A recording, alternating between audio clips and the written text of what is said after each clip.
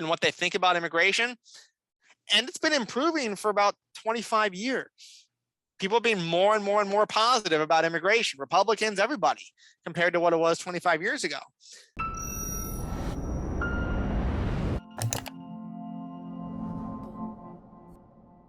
What is the appropriate response to immigration from a policy perspective, but also socially? I put these questions to Alex Nowrasteh, a researcher and analyst at the Cato Institute in Washington, D.C.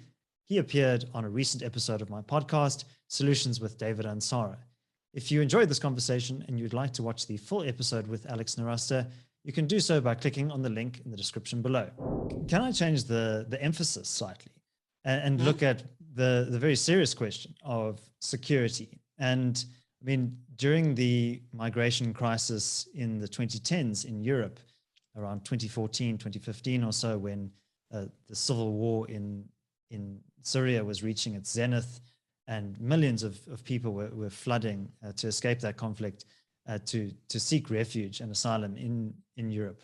Chancellor Angela Merkel of Germany, who was kind of the de facto leader of Europe, she just said, well, everyone must come. We don't need to have an explanation or a reason. The fact that you are coming is reason enough. And you had people lining up at the Munich train station, cheering as immigrants came in.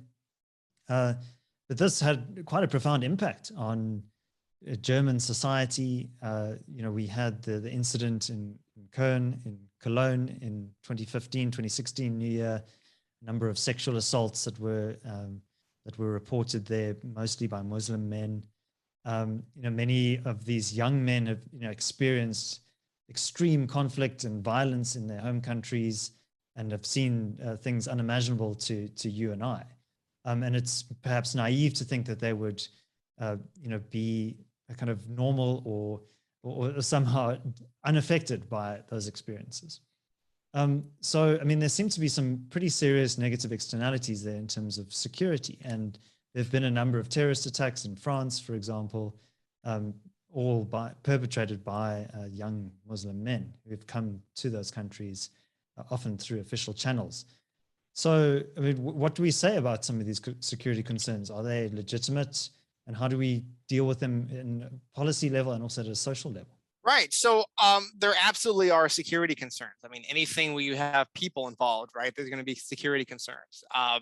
Some people, in any large number of people, you're going to find, some murderers, some criminals, some terrorists. It's, of course, important to keep sort of the scale of the risk in mind when considering whether it's still a net benefit to allow these folks in. So to give you an example, from in Germany, from 2015, which is when Angela Merkel first said that a large number of Syrians can come, from 2015 to 2021, to the beginning of 2021, there were a total of 36 people murdered in terrorist attacks in Germany on German soil, and 142 people who were injured. So the annual chance of being murdered in a terrorist attack on German soil, was about 1 in 16.1 million per year.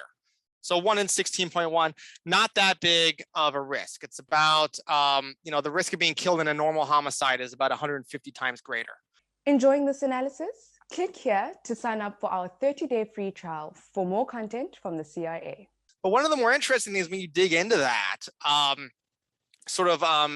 native-born ethnic Germans are responsible for 61% of the people who are actually killed in a lot of those attacks. So what's one of the interesting dynamics, at least so far in Germany, in recent years since this, is the majority of the people seem to have been terrorists, sort of,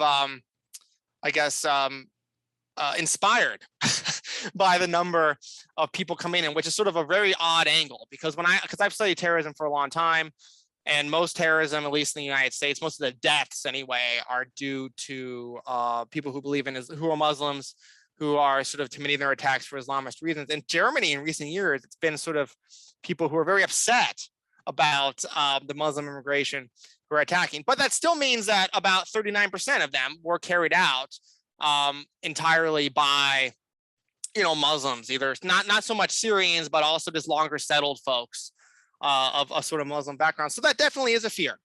And that is a worry. And it is something that I think is very legitimate for governments to try to weed people out from.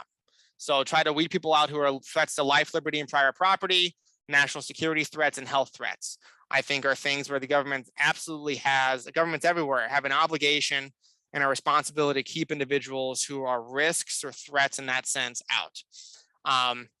But in the same token, there are always going to be some who come through. And the risk from that in terms of higher crime or higher terrorism or anything is very manageable in the way it is. So I would say we could have much higher levels of terrorism from immigration, and it would still pass a cost benefit test. So one of the countries that actually has sort of the highest levels of terrorism committed by foreign born people is actually the United States. And that's because of 9/11, which is such an outlier attack.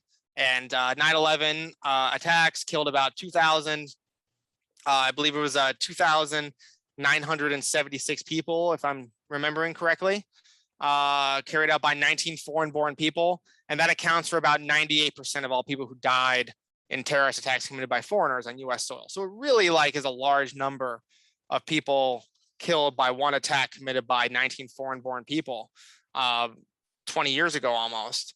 And that, so it's about 1 in 3.8 million chance per year of being murdered in a terrorist attack committed by a foreigner on US soil, compared to about 1 in 16.1 million in Germany. And I think that's, both of those are acceptable risks given the enormous benefits of immigration, both to the immigrants, but also to the people in these host societies. But these governments need to be vigilant about it. And I think a larger legal immigrant flow makes it a lot easier to have security checks to make sure that the people who are coming in are above board, they are who they say they are from the places they say they're from, and you can check out their backgrounds a little bit.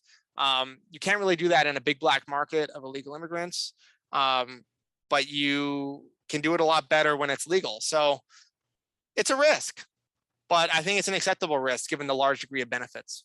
So it would be remiss of us to not speak about Donald Trump, who made immigration one of the centerpieces of his campaign to become president in 2016, and really seemed to galvanize and mobilize a lot of voters around issues around the wall, the border with Mexico, banning travel from designated countries. This was pre-COVID, of course, when that became commonplace. But what do you think, looking back now that the dust has settled somewhat in his presidency, on some of the policies that he tried to implement? Do you think that those were just kind of tilting at windmills, or do you think that he was tapping into a kind of a sentiment that was genuine in America? I think he was tapping into a sentiment that is very strongly held by a small number of people, but who care about it to the exclusion of everything else. So we often think about sort of just these broad opinion polls or surveys about what people think about different policy and democracy, but that doesn't measure the intensity of belief. And somebody who believes in something to the exclusion of everything else is just going to have a much bigger impact on policy. And in the United States, folks who are opposed to immigration, it is usually their number one issue. While those people who are supportive of more liberal and open immigration, it's usually their third or fourth biggest issue. It's just not as important to them. And Trump, I think, really took advantage of that. He saw those folks in the Republican Party. But I also think there's this sort of an entrepreneurial element to Trump, where he just convinced a lot of people that immigration was a big problem. And once he got the Republican nomination, all the Republicans basically fell in line behind this. Because what's fascinating is you take a look at the broad Gallup polls, the surveys of Americans and what they think about immigration, and it's been improving for about 25 years. People are being more and more and more positive about immigration, Republicans, everybody, compared to what it was 25 years ago.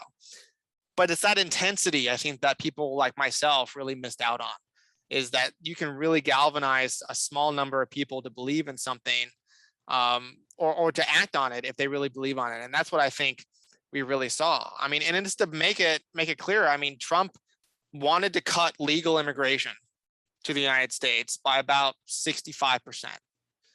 And what he ended up doing by the end of his term was reducing legal immigration by about 90%. And part of that is due to COVID powers that he put in place, et cetera. Actually, mostly due to COVID. But he, more than I think any other president, on any policy issue that they had promised during a campaign over delivered, frankly. It delivered more than he said he would in terms of immigration policy. I mean, it is a dramatic turnaround in U.S. immigration, and Joe Biden still hasn't put it back together yet because the system was so sort of decimated by what Trump did, and because Joe Biden has been just slow in restarting the system too. Thanks for watching. If you enjoyed this discussion, you might want to check out the full interview with Alex that's linked over here. And I'd also appreciate it if you could subscribe to my other channel that's linked over here. My name is David Ansara. Until next time, take care.